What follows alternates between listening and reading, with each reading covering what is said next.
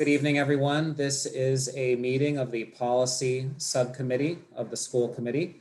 We have some very important agenda items today, and we will begin with approval of the minutes from our meeting on May 17th. Have members had a chance to review the minutes?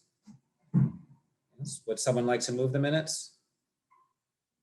All right, Andy, do we have a second? A second. Okay, thank you, Dimitri. All right, Andy, vote. Dimitri, Yes. Jennifer? Yes. And I also vote yes. Okay, next up, we have further discussion on SROs. So on June 2nd, at the full school committee meeting, we received a presentation from Aaron Cooley about the results of a survey. There were over 600 students who responded, over 125 staff members, and we also had some narrative responses from district leaders. The school committee then had a discussion about where we thought we should go in terms of direction for SROs in contemplating a recommendation that we would be giving to the select board when they make their decision at a meeting on June 15th. I drafted a potential statement that I believe is reflective of the discussion that we had on June 2nd. I shared an initial draft of that potential position recommendation with Susan. Susan had some suggestions. I tried to incorporate those suggestions, and the version that you received by email this afternoon is a reflection of that. Have members had an opportunity to review the possible position statement recommendation?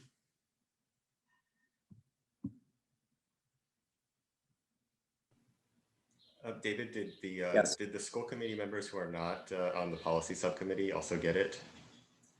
Other than Susan, they have not yet received it. Oh, I sent okay. it to subcommittee members first. And then depending on what we do with it today, then the full committee will receive it.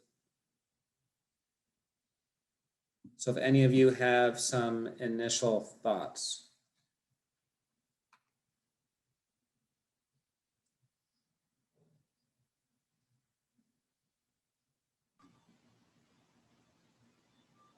I thought it reflected quite well the discussions that we've had and the input that we received, especially during the big meeting with all the people who spoke.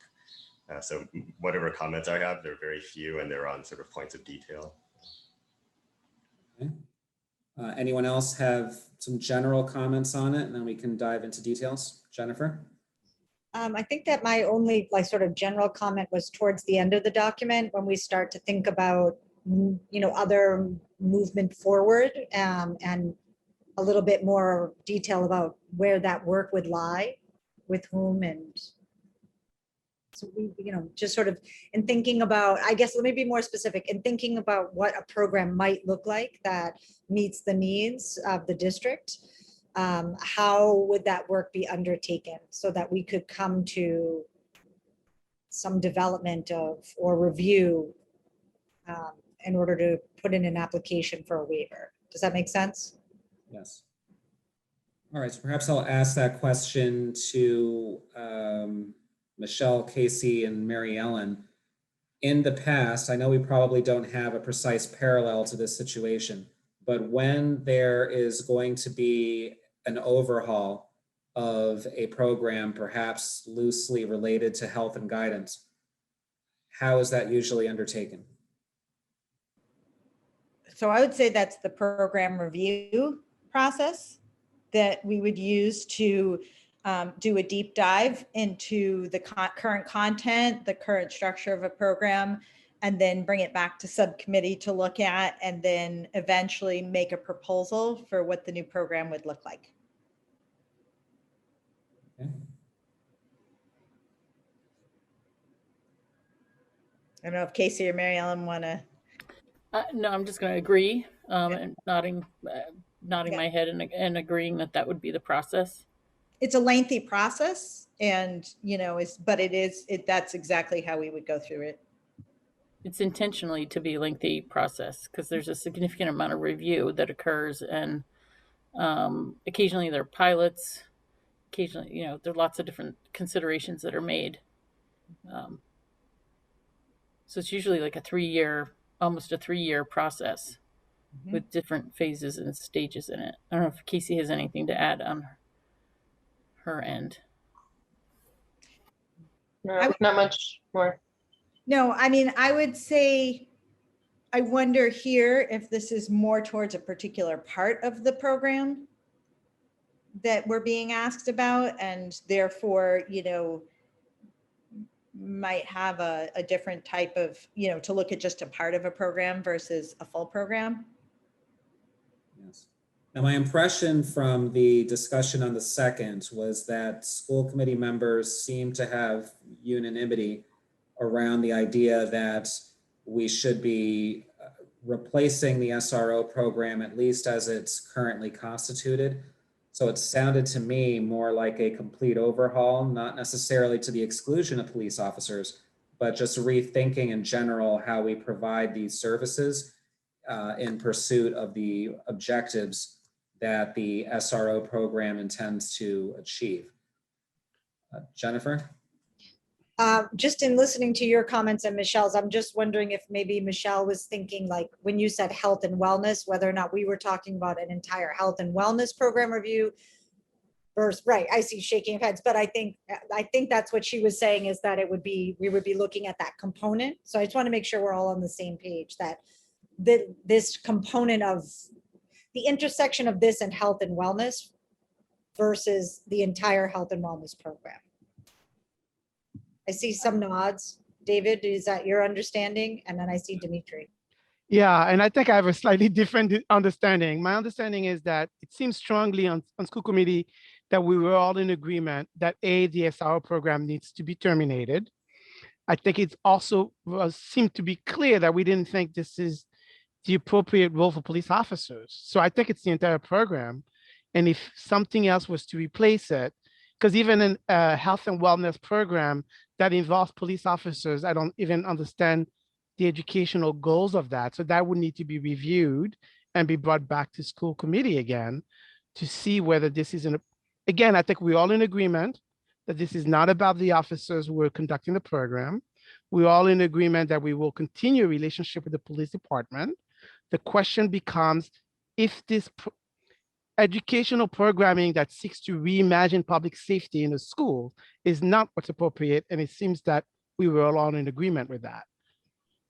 So just to respond to that, I hear what you're saying, Dimitri. I guess I just want us to clarify how much of a program review we would be considering, just in the context of our health and wellness program is huge throughout K-12 or pre-K through 12. So are we talking about all of our PE, our wellness, our high school offerings, like everything? Or are we looking at a narrower focus? And I'm not suggesting it should be one or the other. I just think that it would be helpful going forward if we could sort of define that a little bit more specifically.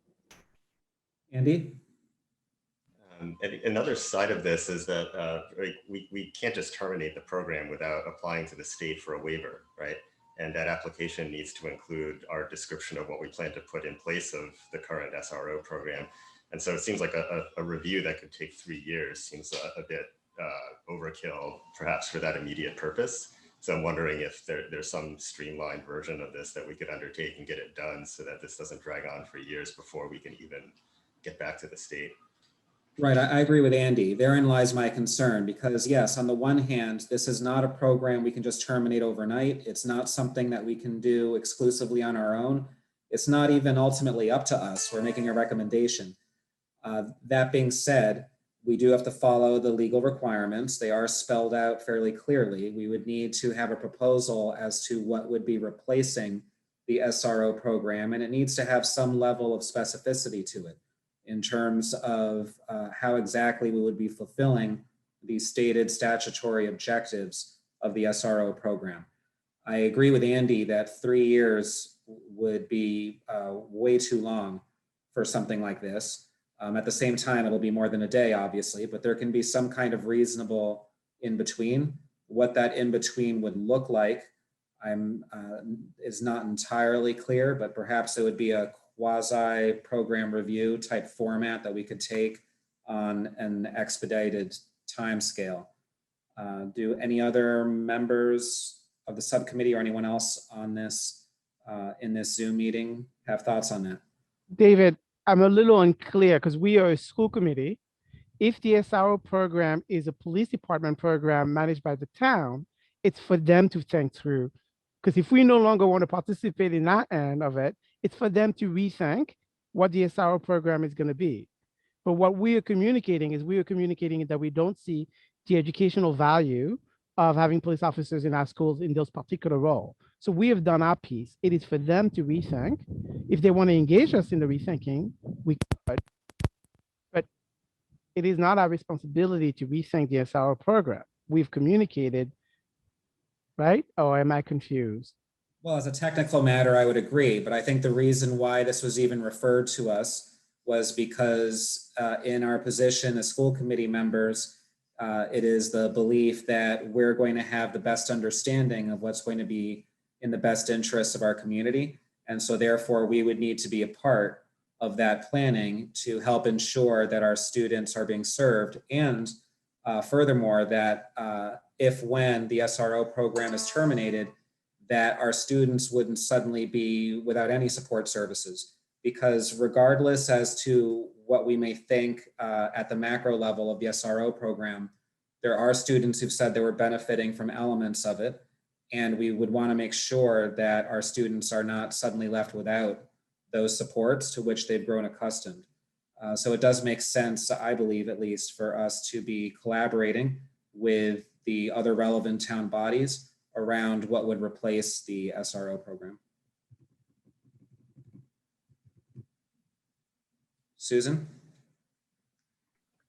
I'm mindful I'm not a member of this committee, so if somebody else who's a member has a thought, you should take them. But just one very quick thought. I think it seems to me that there are a few different sort of ways that we might be able to parallel process some of this, because I do worry that this is the kind of thing that can get sort of killed by committee and killed by process. And I think the sense of the school committee is that nobody wants that to happen. And so I think at least part of what we're designing for should make sure that it doesn't happen. I think given the overwhelming number of students who were, strongly disagreed and don't feel safe, don't feel safer, feel less safe, I think we need to put that in the middle of the first rock in the bucket as well.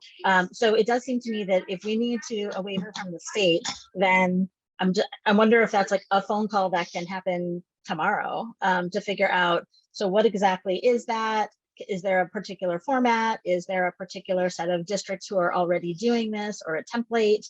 And if there are other districts who are doing it, speak with them. But I mean, that could be a couple phone calls this week just to get a sense of how lengthy that process is, at least so that we would have that checked off from a regulatory point of view, and how is this essentially, if we come up with something reasonable, this is something DESE will say yes to, or the state will say yes to, or is this something that really is a multi-month, multi-year review process from their perspective? So I guess that would be one suggestion. I think the other suggestion might be, is there something that we can do even, ASAP that starts to address some of the concerns about not feeling safe that we've heard, and also respect this process. So for example, presence in the buildings, armed, uniformed. I mean, there's sort of a variety of different pieces which are kind of potential triggers, I guess. And so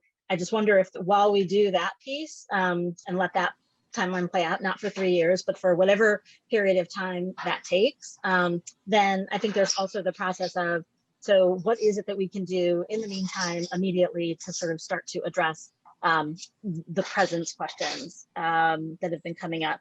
And I do think that just the question of, if not who, if not police officers, who is going to provide these supports is a really important question, and where the money is going to come from, I think is really important. I guess the last thing I'll say is just to Dimitri's point. I mean, it's an MOA, right? It's a it's something that the superintendent has to be, sign and agree to. So yes, it's true that the police department line item in the budget is not controlled by the school committee.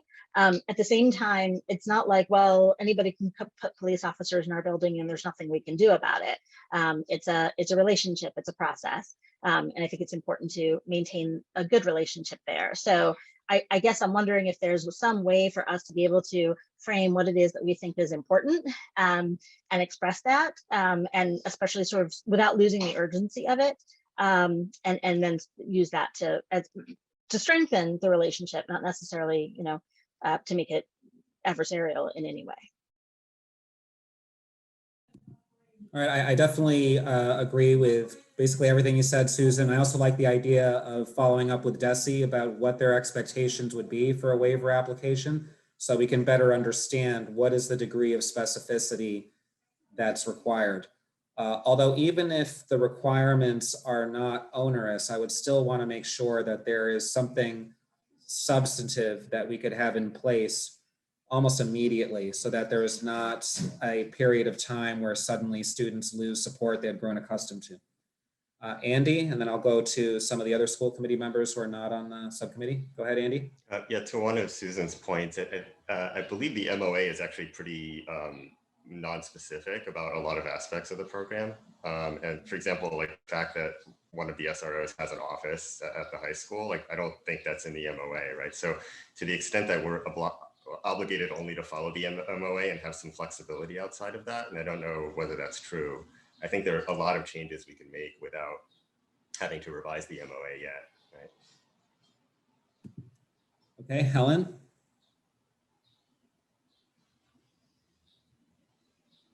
Helen, if you're still with us, you can, I saw that you raised your virtual hand. I did. I'm sorry, I couldn't find the unmute button. I apologize for that. I guess I would try and call the Somerville chair and find out what they're doing. We don't have to reinvent the wheel. We can, ask them what they've learned so far, because they voted already, and what they're doing.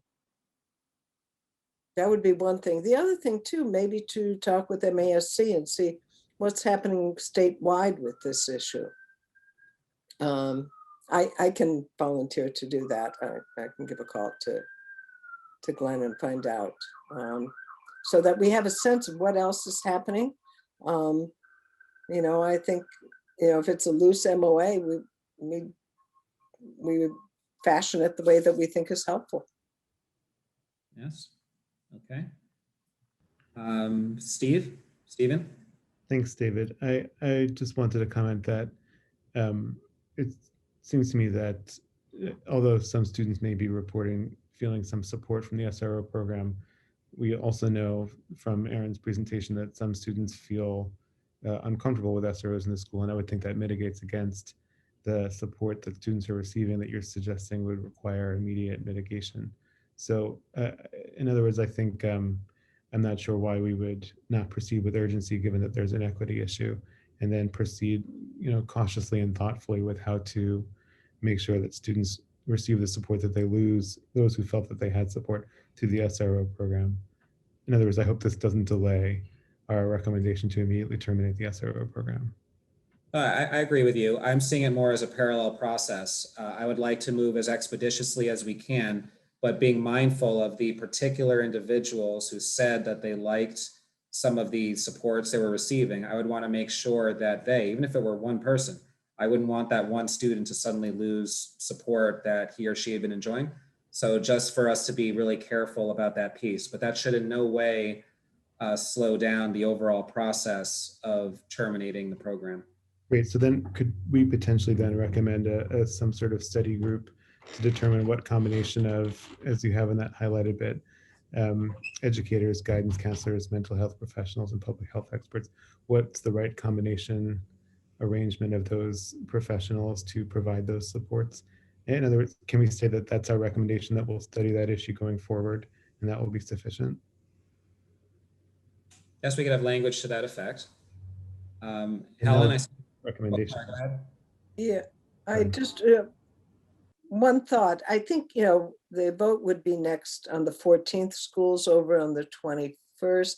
It seems to me we ended at the end of the year, if that's what happens, and that we allow the people who are performing the SROs to talk with their principals and let them know about kids that they've been working with, so that that kind of transition can happen seamlessly in the fall.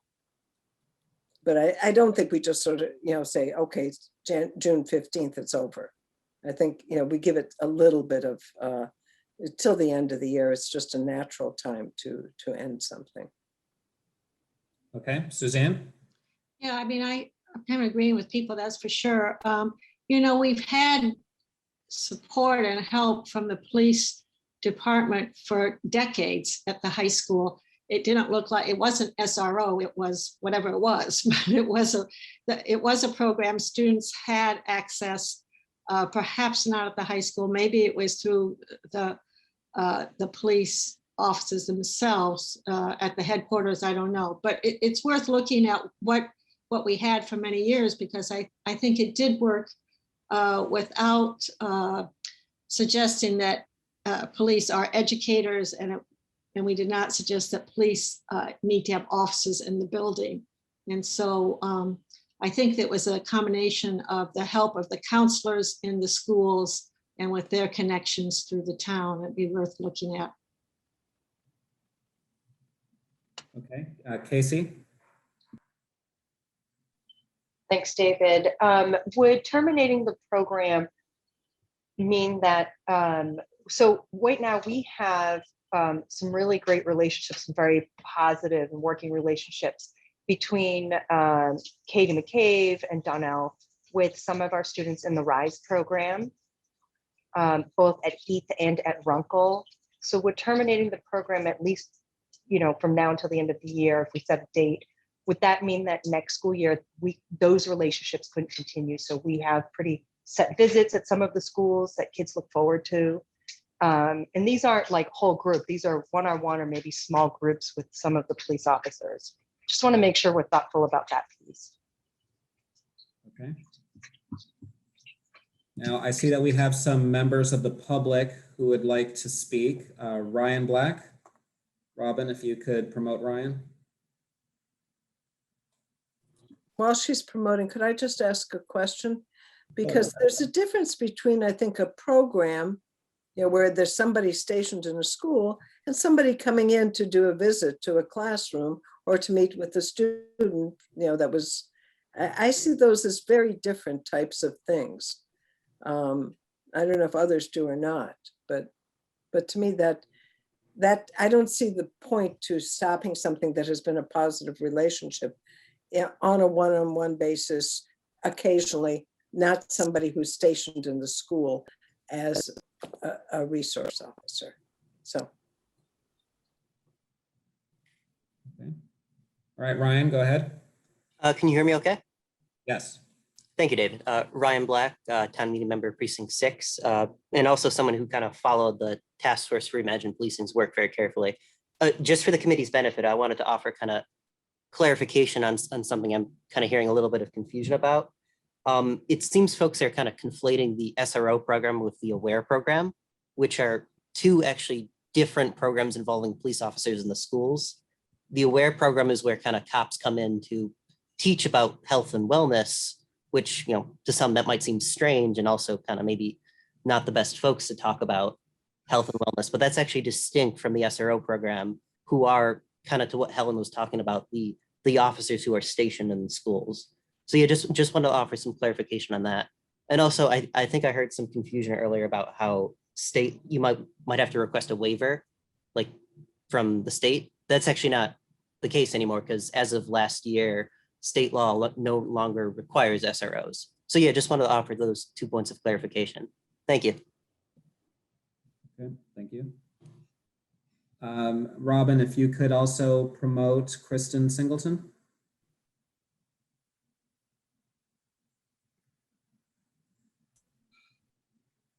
Hello, Kristan, go ahead. Hi, good evening. Thank you for giving me the opportunity to join you tonight. My name is Kristan Singleton. I've been a resident of Brookline since about 2011. I've had the opportunity to meet with and work with several members of this subcommittee. For those who I haven't yet had the opportunity to come to know, I use he and him pronouns. Appreciate, again, the chance to speak with you this evening. I'm a member of the Task Force to Reimagine Policing and Public Safety, and was also a member of the School Resource Officer and the Community Engagement Subcommittees.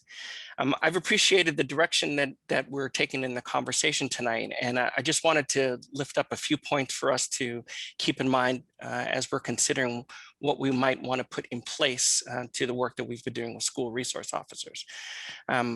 Whatever decisions we arrive at have to be in the context of other policing initiatives in the town, specifically what was walk and talk, and the degree to which the town has a complaints inquiry process regarded as effective.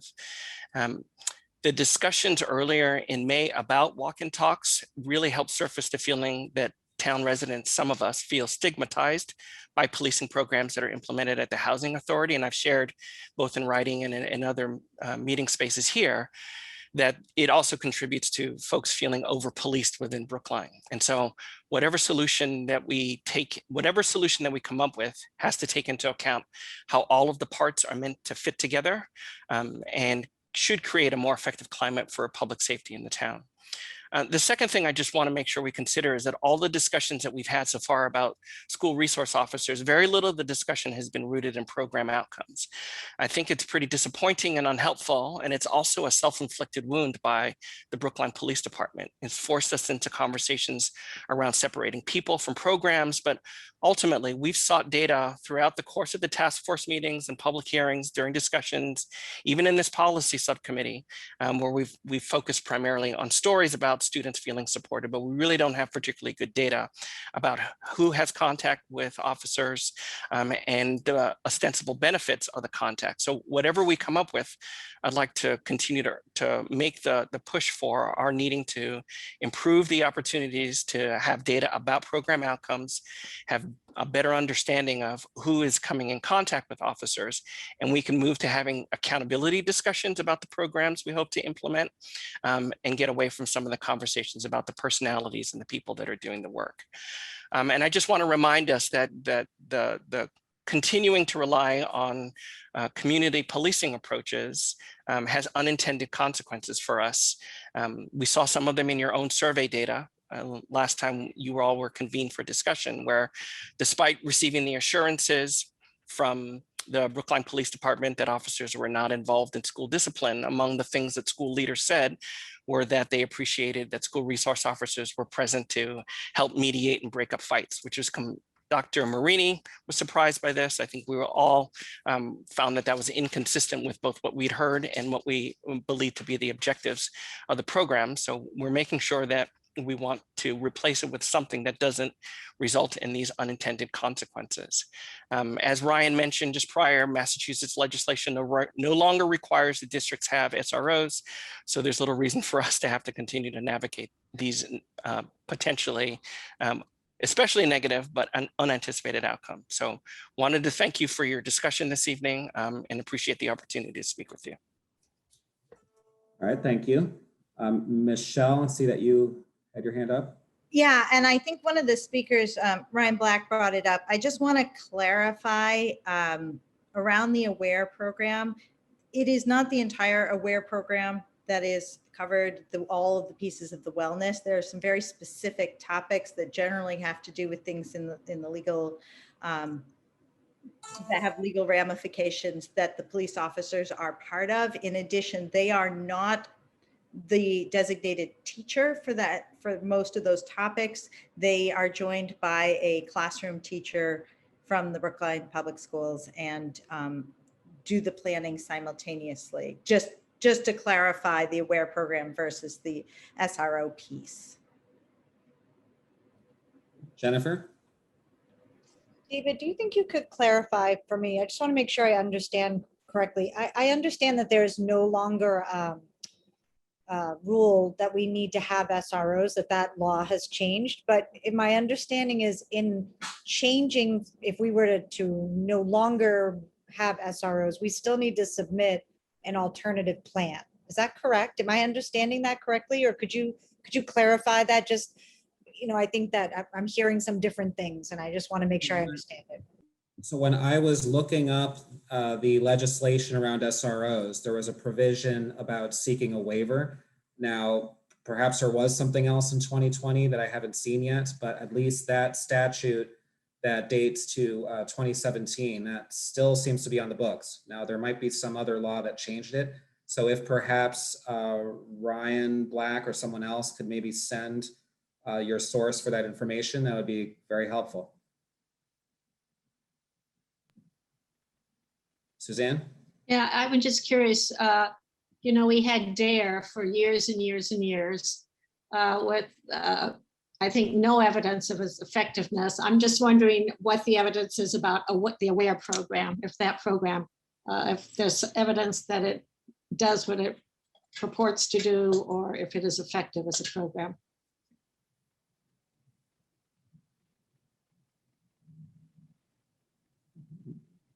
So I think that's one of the things that we've discovered and have been working with Carlin to address, actually collecting some data on our end regarding that program. We did not run the program this year. We completely paused it. Okay. Going back over to the public now, Robin, could you promote Bonnie Bastien?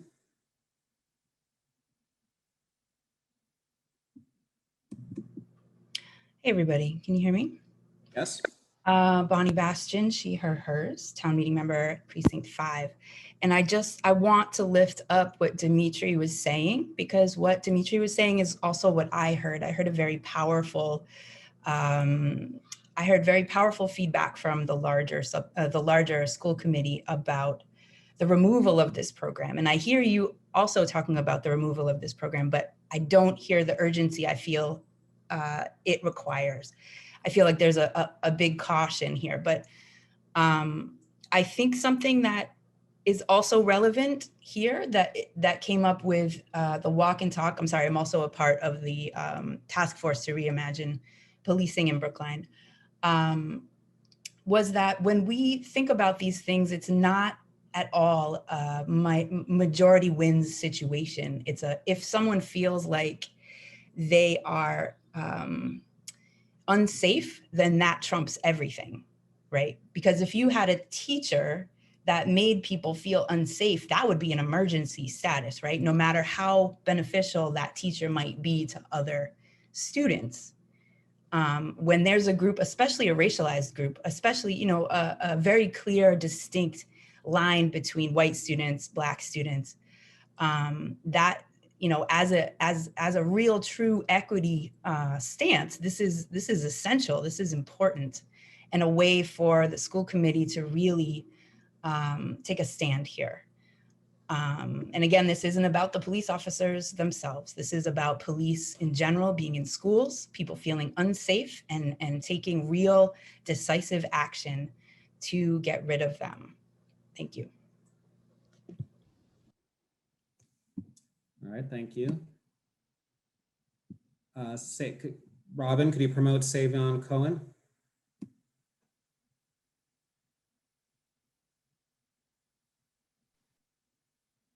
Can you hear me? Yes. Thank you. I appreciate the school committee mentioning outcome studies and the lack of in terms of analyzing AWARE. I wanted to mention one thing about DARE, and I'm sorry I don't have the citation memorized, but I recall very clearly that studies showed that it wasn't just that DARE didn't do anything, that it didn't make a difference. There was one group of students for whom DARE made a significant difference, and those were upper middle class white children. And the study found that those children, those specific students, were actually more inclined to abuse drugs because for having taken the DARE training. So it didn't just have no effect. It wasn't just wasted time or resources. It actually had a negative effect and harmed some students. So I think it's incredibly important as we continue to ensure that our decisions are evidence-based and that we have outcome measures in place. Thank you.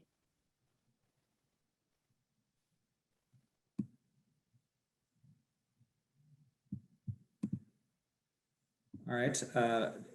Any other thoughts from committee members, what we've heard from the public, or on anything else?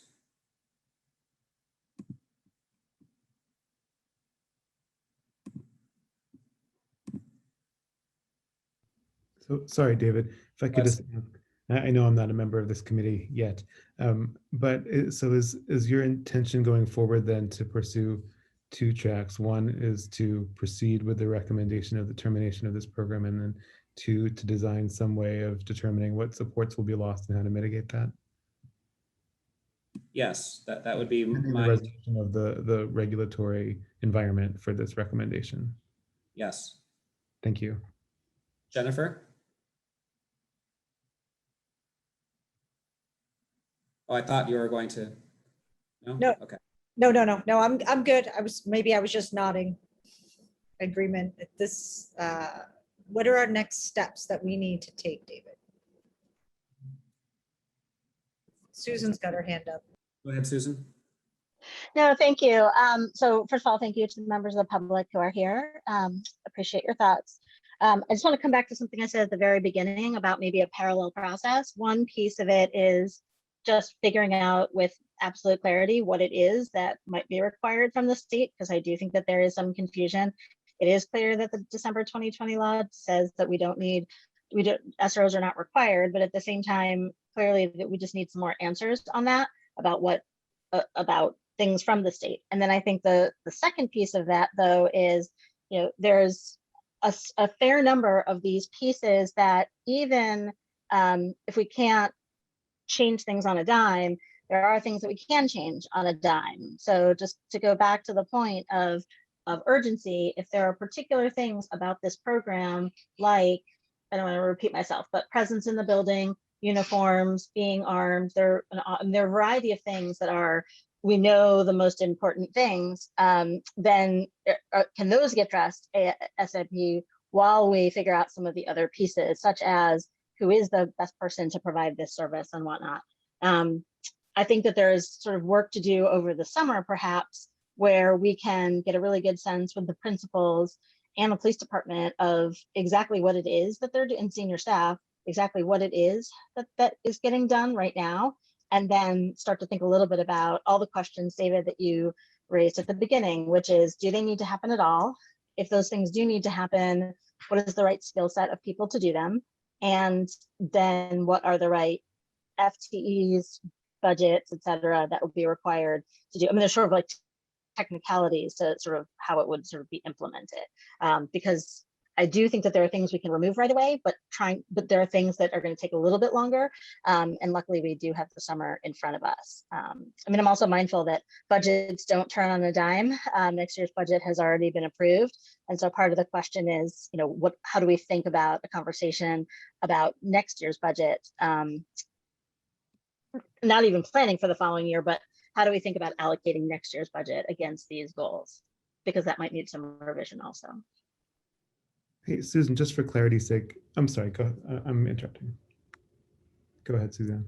Well, I might have been saying the same thing. I'm getting a little confused, so I need a little clarity here. I mean, we talked a minute ago about a kind of a two-pronged approach, which is to end the SROs and then to take a look at, are there any of those services that we want to bring back in a different form? And Susan, it sounds like you're saying to keep some of the services and not end the SROs right away. So I'm confused about where we are. Okay. That's not what I meant to say. But that was my question as well. So if you could clarify, Susan, I thought you were also suggesting that we slowly strip back elements of the SRO. Sorry, then let me ask you just, would you mind? Sorry. No, thank you both. If I was that unclear, thank you. So my understanding was like one track is recommending ending the SRO program pending our full understanding of the regulatory environment for making that recommendation. Done. Part two now is how do we mitigate that loss of support for some students? And is that what you were addressing, Susan? Reinstating elements of it? Yeah, so it seems to me that we only have a couple weeks of school left right now. And so I think that there might be things like ASAP that we can do that might mitigate some of the program, even while all the rest of these things are playing out, right? Some of them are going to take a week, some of them will take a few months, some of them might take longer, hopefully not. But literally, it's now Monday. Are there things that we can start to do around police presence in buildings if that's the thing that we know that's problematic before all the rest of the votes get taken and all of the, that sort of thing. So I think that was just one piece of like, what is it that we can do to mitigate? And I had like a 2-week time frame on that one. And then I think there's work that has to happen over the summer, I think, about what is it that they're doing? And then depending on what they're doing, do those functions need to happen? And if they do, who is best prepared to do them? And that's going to take some unraveling. And there might be some things that, we need to think about other skill sets for, and hiring for that will take a while as well. So I think there are just some pieces that over the summer, luckily we have the summer to kind of put in place so that we don't lose, the mental health supports for children and the other pieces, but that we strengthen it. So I did say mitigate, but I think I had a 2-week time frame, not a longer time frame on that. Andy? So the select board doesn't vote on this until June 15th, right? Which is not to say, Susan, that we can't start laying any groundwork before then, but we probably shouldn't proceed before the 15th on the, in the full assurance that the program will end.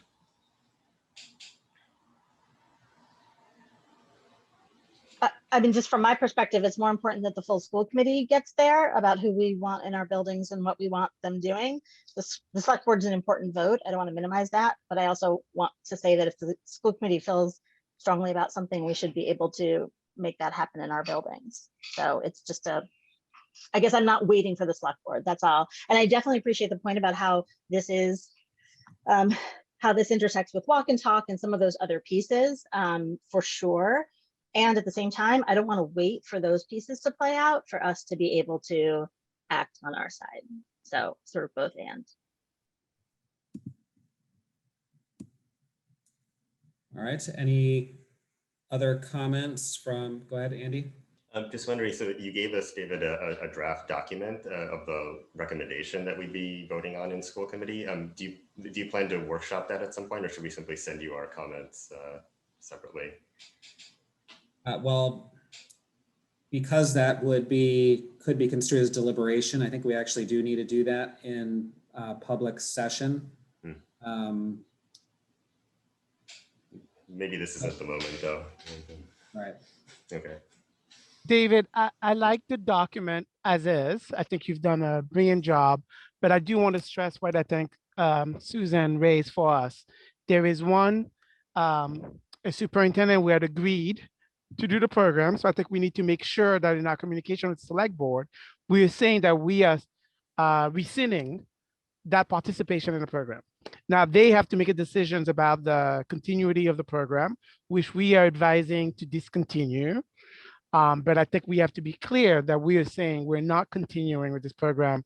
We're suspending or rescinding our former agreement that a superintendent had signed, but school committee is not on board with this. Andy? In connection with that, I wondered whether it's worth mentioning in the document that the school committee had apparently nothing at all to do with putting this in place. Right, I wasn't on the school committee then, but I gather that the interim superintendent went ahead and just did this and may not even have informed the school committee. So it's not like we're reversing ourselves. We simply had nothing to do with it to begin with. Yes, I think that would be important to add. How do other members feel? I think one other piece of clarity that would be helpful is if we can figure out, there was in the debate over the criminal justice bill, there was debate over whether the authority for this lay in the superintendent's office or whether it lay with the school committee. It's my recollection, and it's just a recollection, so I think it's important to validate. I think it's important for us to sort of figure out where does that decision lie, because I do think that while school committee members were not part of any piece of the decision that I recall, it is also true that we have a responsibility for the actions of our superintendent. And so I think we should sort of say both of those things, because wherever that decision lies, we have to sort of be clear as to, again, mechanically, who is it that would have to change their vote? Is it the school committee or is it the superintendent? I think that would be helpful to to know. But that's a technicality that should not get in the way. I just don't want to skip over whatever the constraints are. Okay. Just to address something that came up earlier in public comment about a law in 2020, I believe this is in reference to an act relative to justice, equity, and accountability in law enforcement in the Commonwealth.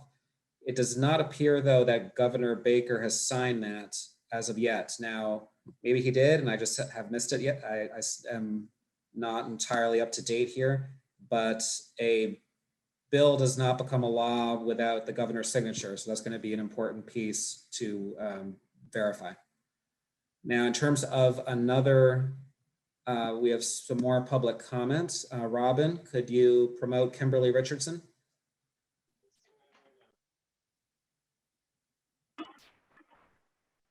Hi, good evening, afternoon. I want to make a comment. Kimberley Richardson, she, her pronouns, member of the Task Force to Reimagine Policing, also a subcommittee member of the SRO committee. One of the things I want to remind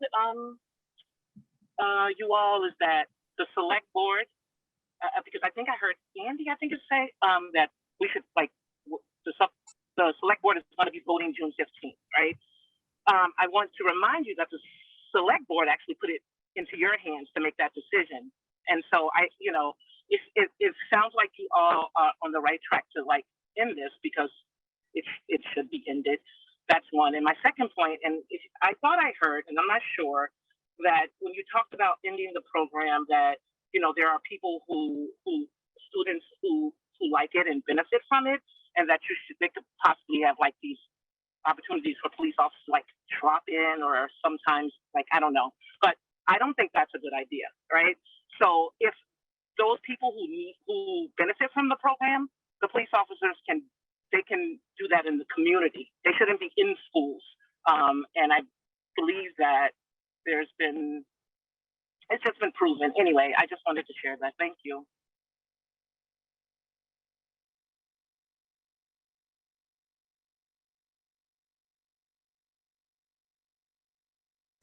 I'm not sure if Bonnie Bastien and Savyon Cohen have something else to say, but if in case they do, Robin, could you promote them? See their hands up, or just Savyon now?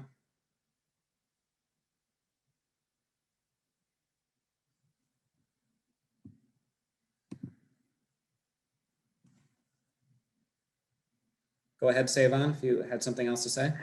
Thank you for the opportunity. I actually don't. I just want to thank you for your attention and your hard work on this issue. I think it's incredibly important for our schools. Thanks a lot. All right, thank you.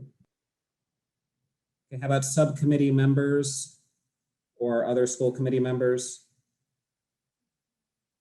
All right, then I guess what we can next do for a little bit, because we do have some other items on the agenda, is jump in on the wordsmithing. This does need to be done publicly.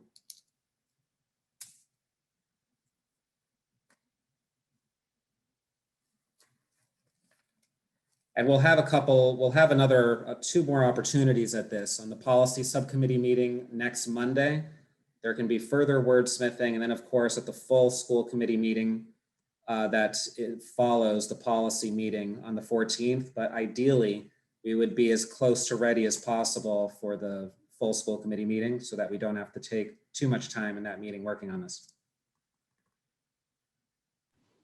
Jennifer? I think that the wordsmithing the things that I wanted to talk about, it's a little bit hard to sort of figure out the details of it without clarifying some of the legalese, because I'm not worried about the big picture ideas that we put forward, but it's just hard to know where the decisions rest, so to speak. Like, do we have to put in a waiver? Did the law change or not? Is it just that we can just eliminate the program, or do we need to fill out this waiver for what we're going to do if we don't have an SRO? I think that piece, whatever the answer to those questions are, needs to be put into this paperwork, to this statement. And I don't know the answers to those. So once we get those answers, that's something I think we need to clarify, just so we can sort of gauge, where are we at, how fast can we go, what can happen. And then the other piece is, I think on our side, I think it was Susan who brought this up. Is this like school committee or the superintendent or both, or how does that work? And therefore, where does, and maybe I think even Dimitri brought up another piece that can kind of got involved in there for me. Like, is this something the school department or the school district is going to have to figure out? What are the next steps? Or is it the police department, or I don't know. So there's like the district, the committee, and the police department. And so just thinking about what needs do we need to meet for students, keeping it student-centered? What needs do they have? I know there have been some conversations about social workers and guidance counselors and things like that to meet some of these needs and to present health and wellness material. So like, how do we move that work forward? Is that something that we're going to do within the district? Is that anyways, I'm sorry, I can't even answer my own questions because I just don't know where those details are for us to sort of think about the language. So those two pieces for me are the only things I really wanted to wordsmith, and I don't think we have the answers yet. Okay, so something else that I'll do is send this draft to town council to have them figure out where exactly the law currently stands. That would be helpful. Right, and then I guess my question is maybe to the curriculum, the policy subcommittee to sort of figure, like for us to determine is, I'm not sure if we need to know whether or not this is a superintendent or a school committee decision to decide what our next steps are, as in what is the scope of a program review? If that's going to be part of our plan, what is the scope of that?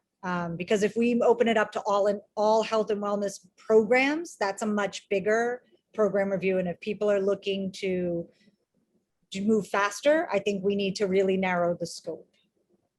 Yes. It could be the scope is not just SROs, but all programs that involve police personnel, but that's different. That's another layer than just all health and wellness programs. To Stephen's point, though, I would want to make sure that we don't allow that to get in the way of ending the program. Also, I do want to reiterate that ultimately, regardless as to what the recommendation states, the bottom line is we want to provide a recommendation to the select board to end the program. And that's all we've been asked to do. I just thought that it would be helpful to have a narrative behind it so that the select board can understand our reasoning. So maybe we don't need that piece for them yet if we have not determined that. Is that what you're saying? Right. If we, because I think that's going to take a while to determine, maybe not 3 years as was discussed earlier, but it's going to take longer than a few weeks to figure out how we're going to reconfigure everything. But that's not what we need in time for the 15th. No. I'm sorry. I'm sorry. You're right. Absolutely. I agree with you. I don't want us to hold back on our sense of urgency. I'm sorry. Let me be more clear. So it's not the reduction of the SRO program. I'm just thinking in the language in there, I just want us to be clear so that district personnel who might be engaging in this work understand the scope, like what our interests are in the scope of the work for a program review. So not that work would be done by the 15th, but maybe in the narrative, we would include some language that the district would like to engage in a process where we would review X and Y. So that, to me, that's not contingent on it. I'm sorry if I wasn't clear about that. I just want us to be clear so that people in the district who would be doing a program review would understand what our intended scope would be. Does that make more sense? Am I being more clear now? I hope. Yes, I follow. Thank you. Jennifer, I think it makes sense, except I'm not sure if we need it in this communication or if it's a decision we need to take at the moment. I think in this communication, is to answer the issue about the SRO program, and then program reviews or how to address needs that will no longer be met. I think we can subsequently take on. And I think that makes sense. I guess the reason I was thinking it should go in was if the way that we can, depending on what the law is, if we need to put in a plan in order to take away the SRO program in schools, if we need to submit a plan, I would just want us to be able to say, like, we have a plan to submit this paper. Right. That's, so if That's we right. don't, if the laws change and we just can get rid of the SRO program and we don't need to put in a waiver, then I guess it's a totally different conversation. It doesn't need to be part of the narrative. And that's why I think all of this is so conflated for me. So I think just language wise in the document, if we could get clarity, David, from like town council about where the law stands, that may eliminate the need for some of this language to even be in our statement. Thanks. Yes. All right, Stephen, I see that you had your hand up. Thanks, David.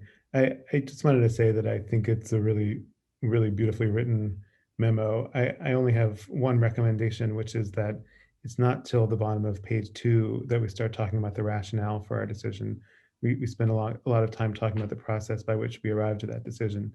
I think that detail is great, but I think it would be powerful to put in the first paragraph or at the very beginning of the second paragraph a summary of the rationale, which is that we now understand, or perhaps we always understood since we weren't involved in the initial decision, that nationally and now we know locally from our recent survey, there's a significant racial disparity in perceptions of comfort and safety for the SRO program, and that overrode other considerations.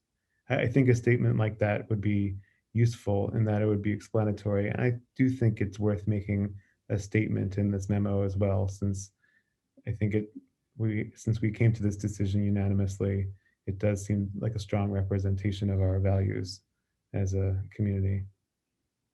Thank you. All right, so I'll add something to that effect toward the beginning. Anyone else? Susan? So I already gave my comments. I guess I just want to give a couple other thoughts. One is, if it would probably be helpful to just reiterate before the end of this meeting. We've talked about a lot of different things. Specifically, which questions do we have that we need answers to before the next policy subcommittee meeting? I've heard at least 3 or 4. Others may have heard others, but that might be helpful. And then I think the other piece is, as we think about the framing of this, I mean, the school department, the police department, regardless, have a working relationship. And there are many, many instances where, I mean, I can think of instances where we have active shooters, drills, that we will want police to be part of that. I don't want to get that confused with our SRO program. Or we've certainly had situations already where, people come to school in the morning and there's an intruder in the building, and we've needed police help before school starts to deal with that situation. We've had restraining orders on, parents or other people who, and we've needed police help on those. So I guess I want to make sure that we can acknowledge just the role that police, that we are not confusing SROs with some of those other pieces. And I'm not saying that the way we've dealt with those is exactly the right way and should only be police, but I just want to make sure that those kinds of situations we're not confused about what our scope is of this. Okay. Any other thoughts? All right, so why don't we engage then in Susan's exercise, which is important. So what's already been addressed by Jennifer in particular, but others as well, is clarification around the legal status about what the options actually are and whether we still need to apply for a waiver, because that informs on the language of our statement.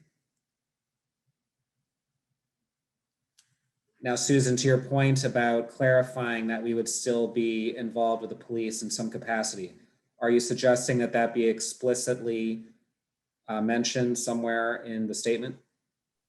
I guess I don't want to presume that all of the ways that the school department and the police department have interacted to date are the right ways.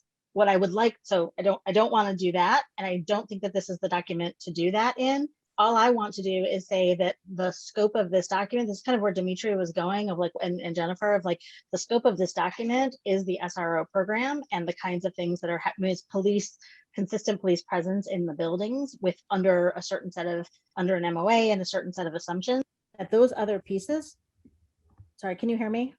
Yes. Okay, sorry, my earpiece just died. But that those other pieces are there and they need to get addressed as we think about the broader school-police relationship. But they're not going to get addressed now. That's all I wanted to say. They have to get addressed at some other point. Yeah, that's all. Okay. And Susan, I think that's addressed. So in the letter on page 4, the second paragraph on page 4, I think deals the way I read that paragraph is to address those particular concerns in terms of what you're talking about.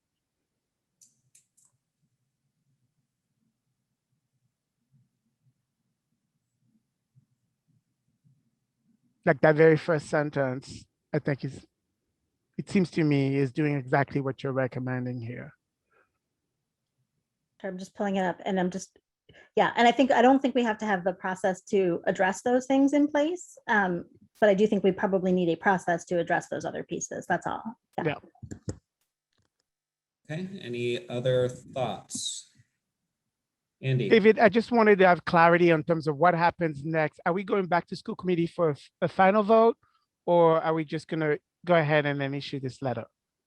So we have another policy meeting a week from today, where we're going to discuss this again and some of the modifications that we've discussed.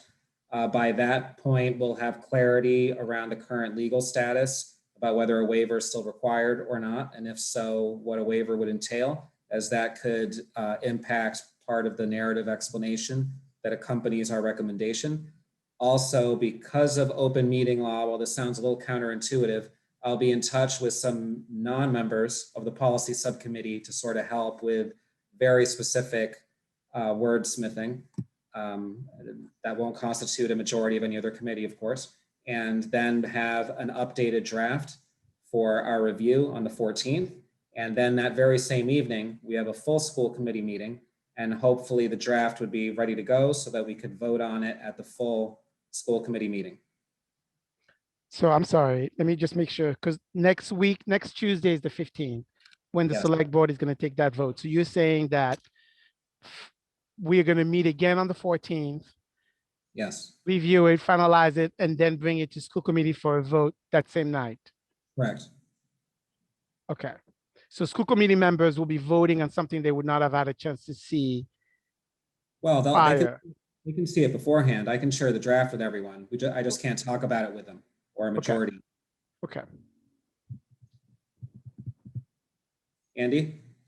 David, if you're going to be consulting town council anyway, could you also check about what, if anything, in the MOU would need to be changed and on what timescale for anything to happen? Because as I read the MOU, it talks more about sort of, there are these designated liaisons, which could be SROs, and it talks about sort of their role and what they can and can't do, but it doesn't get into specifics about, do we have an SRO even, I think, or if so, like, do they have an office in the building, that sort of thing. So, to the extent that we can do the things we want to do without having to actually, get a new MOU, that could speed things along. Okay. All right, any other questions, comments, or thoughts? All right, seeing none, we can move on to the next agenda item. Can I say one thing quickly, David? Go ahead. I want to say thank you. I mean, you've obviously spent so much time crafting this and trying to summarize everything and synthesize everything. And there's sort of a lot of different perspectives on this. So just thank you for all the time that you've put into drafting this document. I think it really allowed this conversation to be very productive. So thank you. You're very welcome. And thank you for the edits.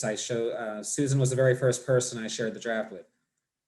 Okay, so now we're going to move on to our next agenda item, which is a discussion and potential recommendation for rescission of some or all COVID-19 emergency policies. So have subcommittee members had an opportunity to review those policies? And as you may recall, we passed at the very beginning of the year in September.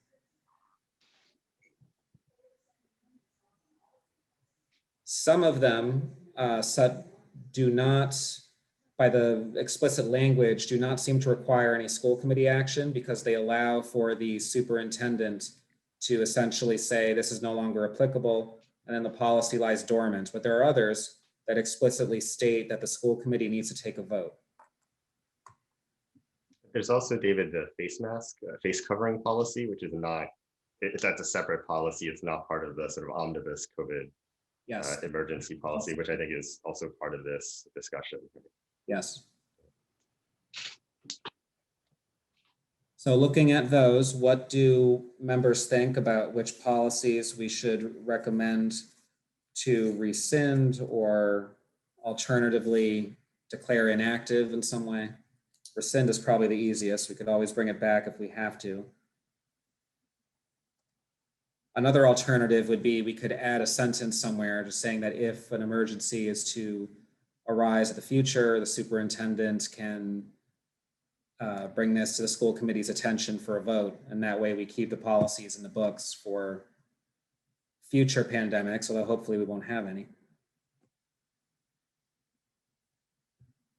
Dimitri, you're on mute. Sorry.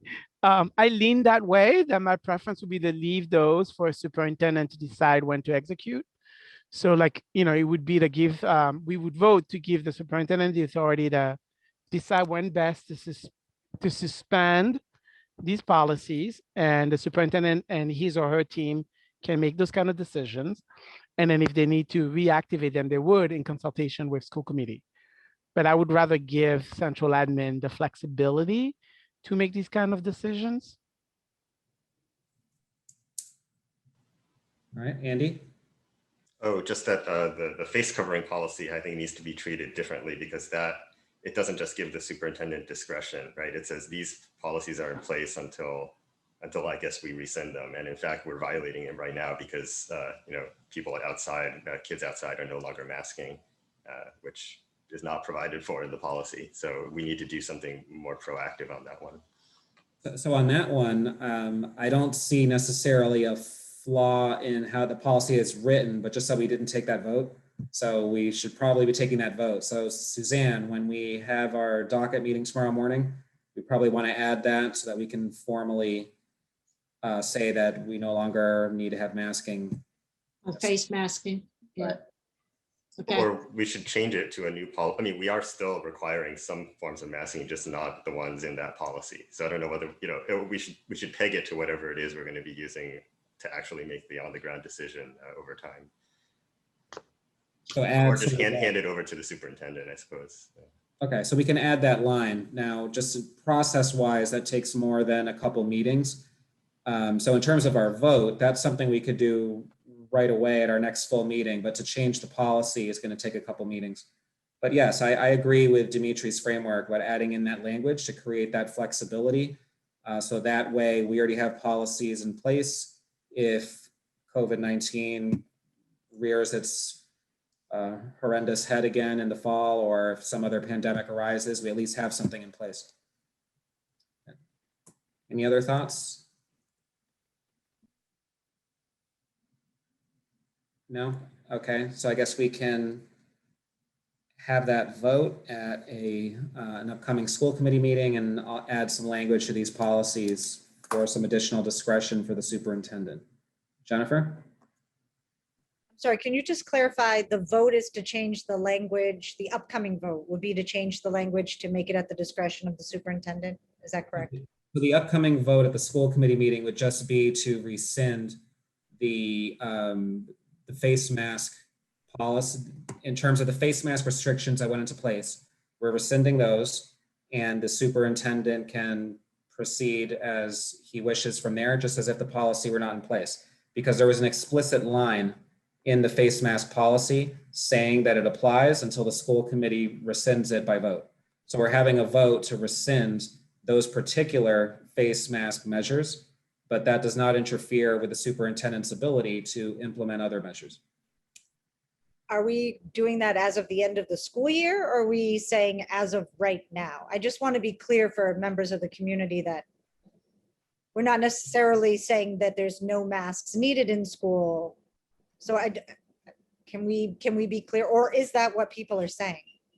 I think what we would have to do is make a vote that's nunc pro tunc, which is sort of a Latin legal term that says as of a prior date, essentially, because it's already happened.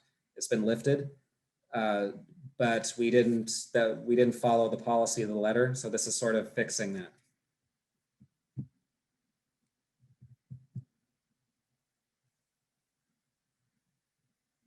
All right, any other thoughts on the COVID-19 emergency policies? Okay, seeing none, we can move on to the next agenda item, which is preliminary consideration of pursuing a school-specific policy on surveillance cameras. So I alluded to this during the liaison updates at a couple school committee meetings ago. Bernard Green of the Select Board has asked me to participate in a Select Board committee on surveillance and military equipment.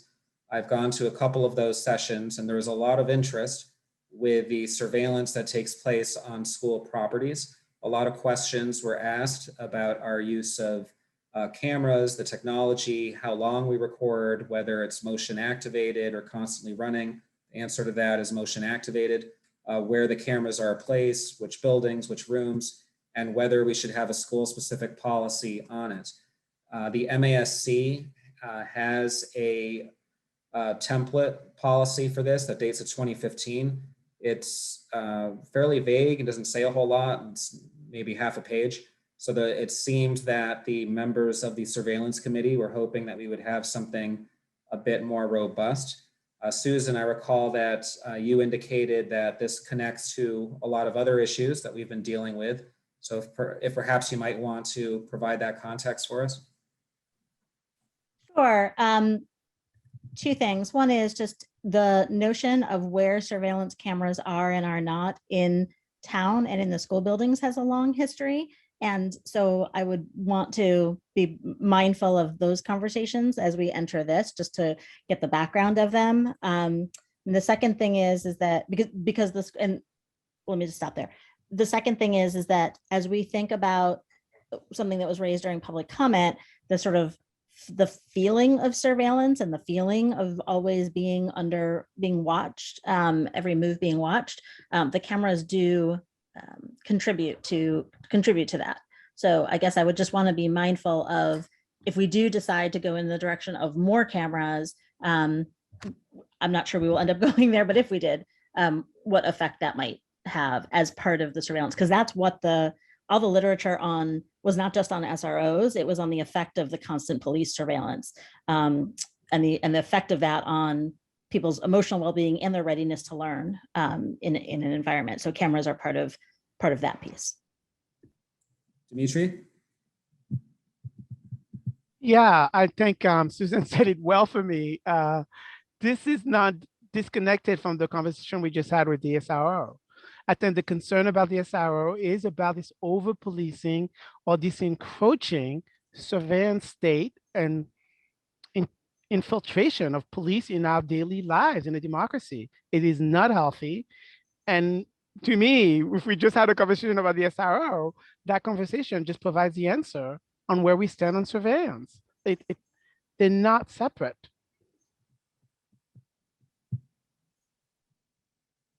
All right, any other thoughts on whether we should have a school-specific policy on surveillance?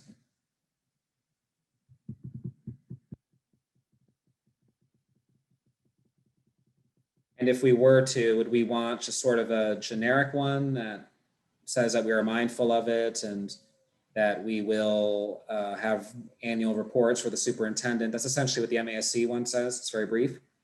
Or would we want to have specific rules? Would we want to be collaborating closely with the surveillance committee, which very heavily leans against having surveillance? They seem very concerned by it. Do we have a current policy, David? So the town has a policy that includes the schools, but we don't have a school-specific policy on it whatsoever. So could we begin by looking together at the town policy and figuring out whether we need to change anything for the schools? Yes, we could certainly begin that way. I will add to that, though, that when this was raised at the surveillance committee meetings, they felt that the town policy was not sufficient. It mentioned schools, but there's not a lot of specificity or detail. Mm-hmm. Susan? I would suggest that I think the direction we're going in is the one I agree with, which is that we do need a school-specific policies. And I think they do need to be in the overall conversation of school safety and security. I just recall two very, very different conversations at the Florida Ruffin Ridley School when we were doing that redesign and having kind of the double buzzers, double entry security cameras sort of situation, and how much reaction there was by parents to that setup. Parents not being able to enter the building, parents feeling like they couldn't be part of the school community. So cameras were involved there in terms of just school security. And then on the flip side, I would say that there were conversations during the high school renovation process about not doing that. The high school is an open campus. It always has been. Doesn't mean we can't tighten up on key fobs and whatnot on doors, but there certainly wasn't a sense that we were going to do the double buzzer monitored entry sort of approach. And so high school is not K-8, but I just think that there are going to be, when we start to unpack this, that we know that we're going to intersect with a lot of other conversations that people have been having about school safety and security and access to parental access to buildings. My only point is the one that Dimitri said, which is that this is not an isolated issue. I think it just has to be part of a broader conversation. Interestingly, when I spoke with Charlie Simmons, who seems to have all the details about where the cameras are, it appears that we have far more surveillance taking place at the elementary schools than at the high school. The high school has almost no surveillance. It's very little. The few places that have cameras at the high school are in areas that are not generally accessed by staff and are basically never accessed by students, like basement boiler rooms, utilities, those types of areas. And otherwise, we don't really have surveillance at the high school. And one would generally think it would be the opposite, more surveillance at the high school and less at the elementary school level. And I think therein lies some of the concerns that have been expressed by members of the surveillance committee, not so much that they want to see more surveillance at the high school, but they want to see less surveillance at our elementary schools. Yeah.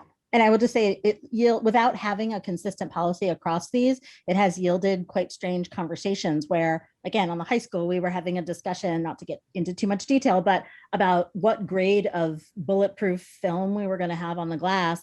And we were arguing about, we're discussing two different levels, level A or B, it doesn't matter what it was.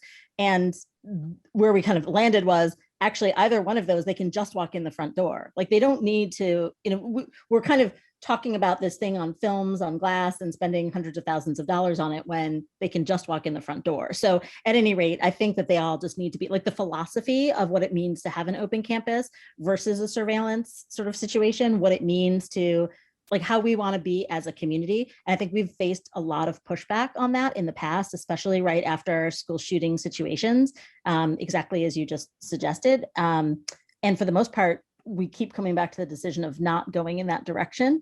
So anyway, I feel like we can probably pull these together. That's all.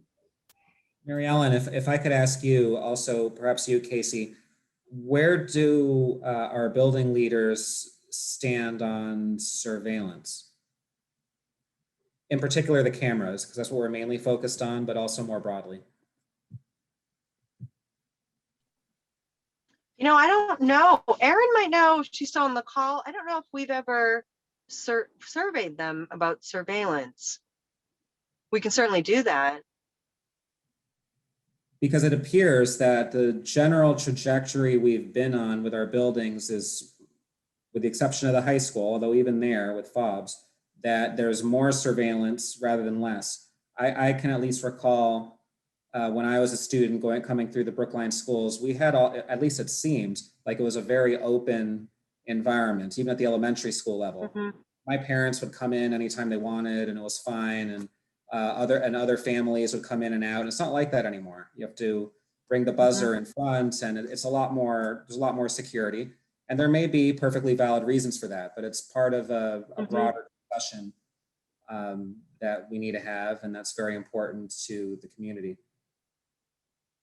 Mary Ellen? So I'm curious if your evaluation of more surveillance at elementary has to do with the number of doors that have cameras on them versus there's no cameras inside the buildings. So I don't know the evaluation of more. What is more?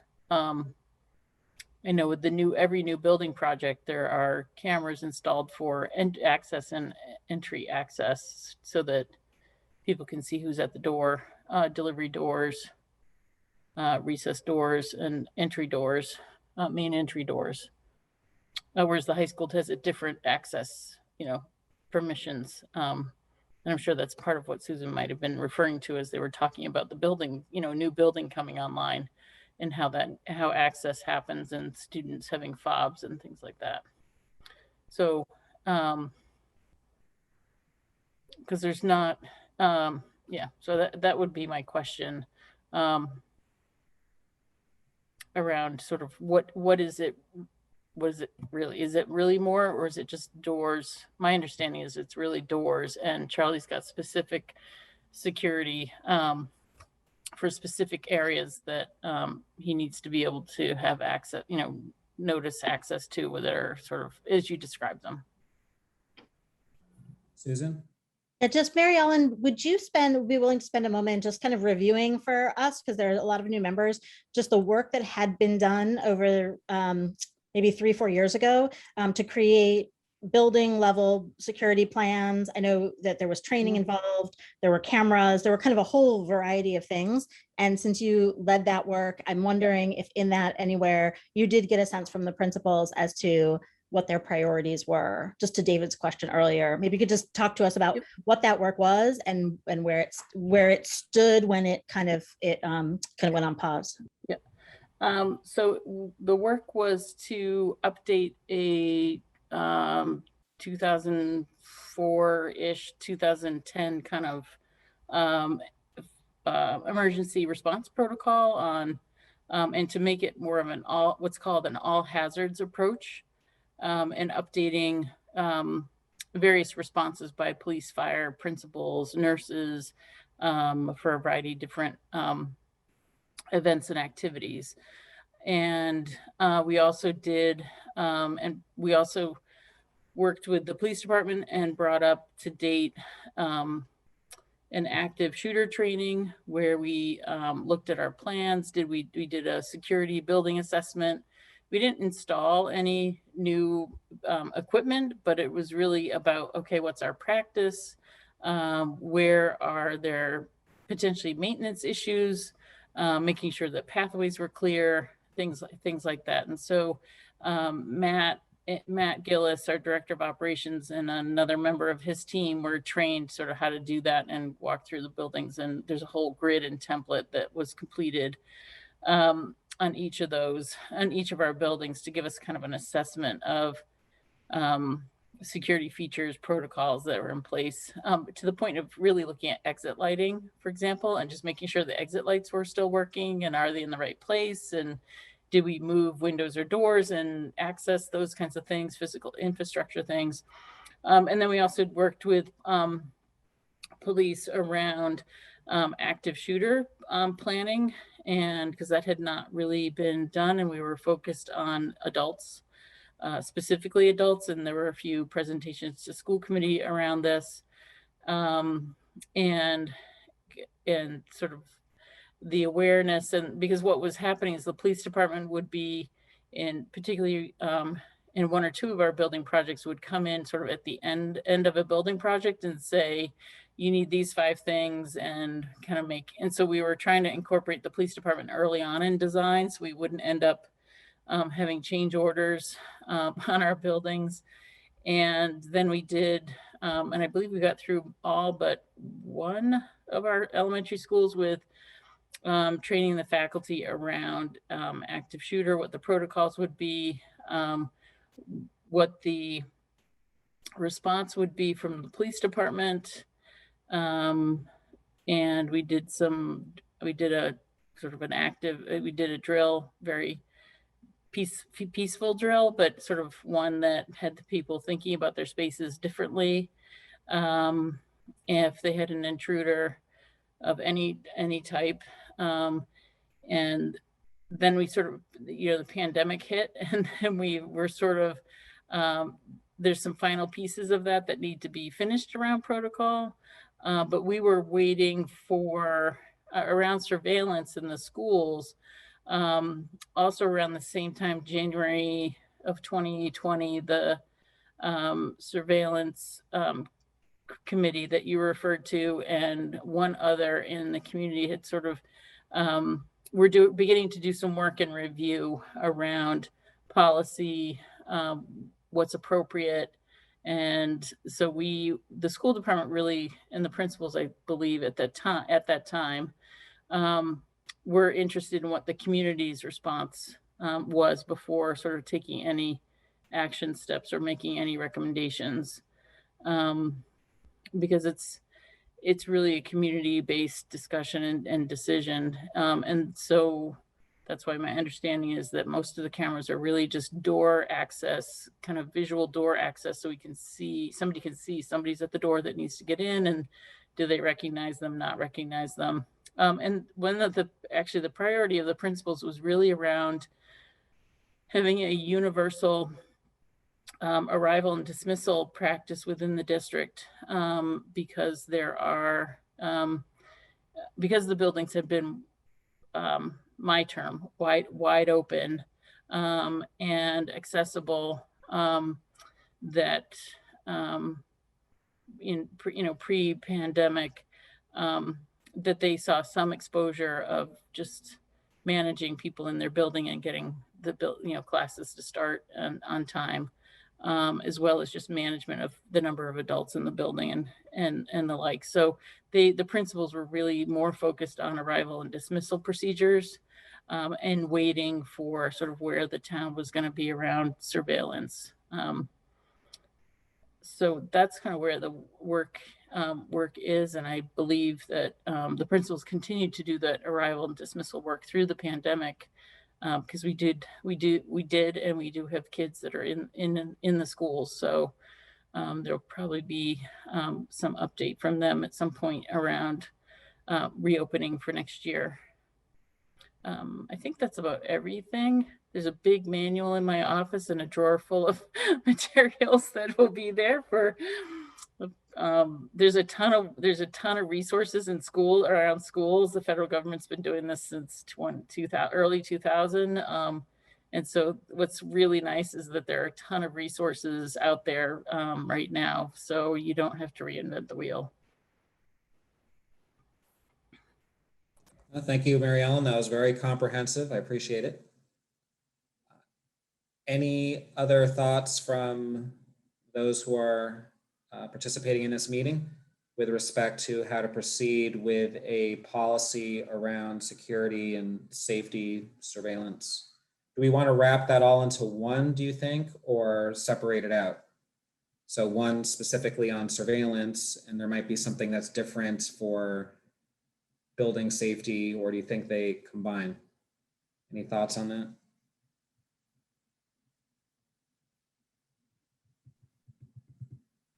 Jennifer? What does MASC do? What do they have? The MASC has one that's specific to security cameras. Do they have one on building safety? Do we know? I'm not sure. I'll check on that. I'm not sure if I have a preference or not. I'd just be curious to see what the other policies look like. And I would be interested in reviewing the town's policy as well, as Andy mentioned before. All right. Any other thoughts? Just a question. And Susan, thanks for asking Mary Ellen to provide that intro for those of us who are still ignorant. David, when was the safety policy last updated? Do you know? I mean, would this be part of more of a wholesale reevaluation of the safety context for any policy recommendations, or are you seeing this as a standalone? We don't even have one, so this would be creating a new one. So MASC has a draft one that's particular to security cameras. We don't actually have a safety policy. Now, student safety is addressed in bits and pieces and various other policies, but there's not a comprehensive singular one. Oh, I see. Yeah, I was looking at the manual while you were talking, and I see you're right. It's part of other policies. How about that? All All right, so that brings us to new business. Any new business? All right, seeing none, that concludes our meeting. So thank you everyone for participating, and thank you to the members of the public who came on and provided us with input.